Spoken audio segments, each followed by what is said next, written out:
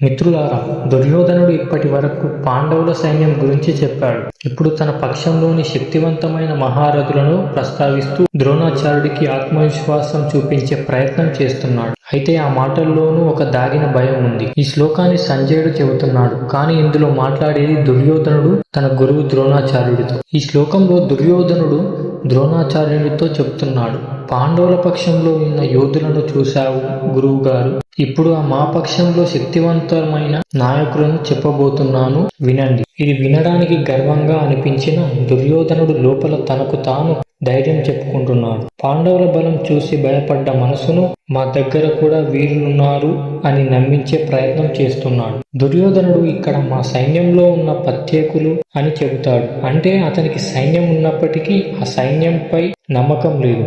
అందుకే వారెవరో గుర్తు పెట్టుకో అని ద్రోణాచార్యుడికి చెబుతున్నాడు. ఇది మన జీవితంలో ఒక బలమైన సూచన. బయట మనం బలంగా కనిపించడానికి ప్రయత్నిస్తాం, కానీ మనస్సులో భయం ఉంటే మాటల బలం కూడా పనికిరాదు. ధైర్యం అనేది మాటల్లో కాదు, మనస్సులో ఉండాలి.